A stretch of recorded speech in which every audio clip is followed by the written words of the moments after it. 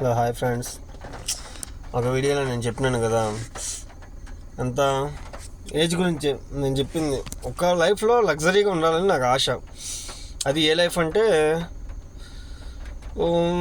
చిన్నప్పటి నుంచి 15 years 17 years వరకు బాగానే ఉంటుంది. 17 years నుంచి 25 వరకు బాగానే ఉంటుంది. 25 నుంచి 30 25 టు పెళ్ళి అయిపోయింది. పెళ్ళి అయిపోయినాక 30 35 40 30 పెళ్ళి 25 పెళ్ళి అయిపోయినాక పిల్లలు పుట్టినాక మళ్ళీ 35 40 వస్తుంది. 40 50 తెలియకుండా అయిపోయింది. ఇంకా తెలియకుండా అయిపోయినాక 50 ఏజ్కి వచ్చేసరికి, ఈ 50 ఏజ్ వచ్చేసరికి ఈయన కష్టపడతాడు చూడండి. అది ఈయన అంటున్నా అంటే అందులో నేను కూడా వస్తాను, ఎందుకంటే నేను కూడా కష్టపడతాను కాబట్టి.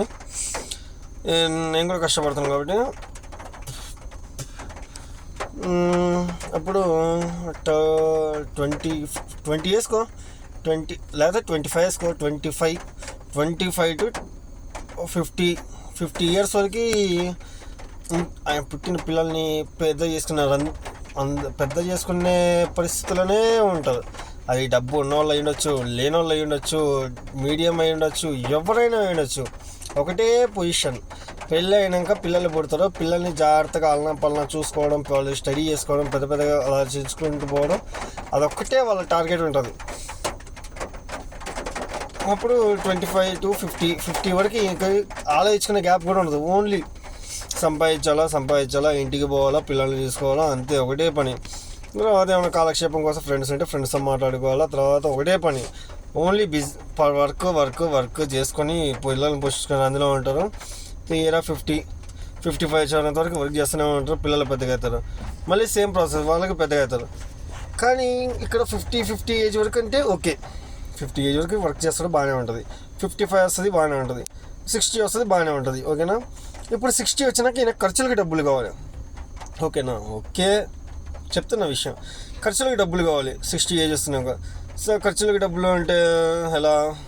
ఇప్పుడు పిల్లలు పని చేస్తుంటారు, 100 కొట్టమ్మా, డైలీ 100 కొట్టాలి.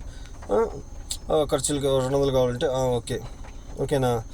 ఇప్పుడు ఓకే, అలా కూడా కొంతమంది ఇవ్వకుండా ఇప్పుడు అనాథాశ్రమంలో వదిలిపెడుతున్నారు. ఓకేనా? ఇప్పుడు అనాథాశ్రమంలో వదిలిపెడుతున్నారు ముసలి వాళ్ళని. ఎందుకంటే చూసుకోలేక, వాళ్ళు కొంచెం వయసు అయిపోయినాక చూసుకోవాలంటే కొంచెం అన్నీ జాగ్రత్తగా చిన్నపిల్లల్ని చూసుకున్నట్టు చూసుకోవాలి. ఎందుకంటే చిన్నపిల్లలు ముసలి ఒకటే, సేమ్ ప్రాసెస్ అది. చిన్నపిల్లల్ని చూసుకున్నట్టు చూసుకోవాలి. పెద్దవాళ్ళు అయినాక ఇప్పుడు ఏం జరిగింది? పెద్దవాళ్ళు అయినాక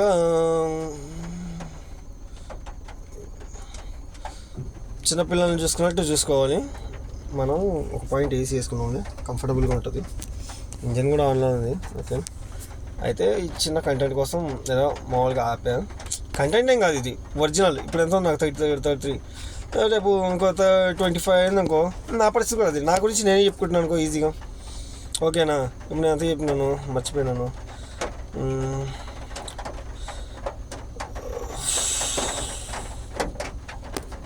ఇది 30 సరే, ఓకే, మళ్ళీ స్టార్ట్ చేస్తాను. 30 ఏజ్ వరకు 30 years to 60 years వరకు ఉంటుంది. 60 years కాడ నుంచి ఈ మనిషి ఇప్పుడు ఖర్చులకు పిల్లల్ని అడుకోవాలి. ఓకేనా? పిల్లల్ని అడగాలంటే కొంచెం ఇబ్బంది.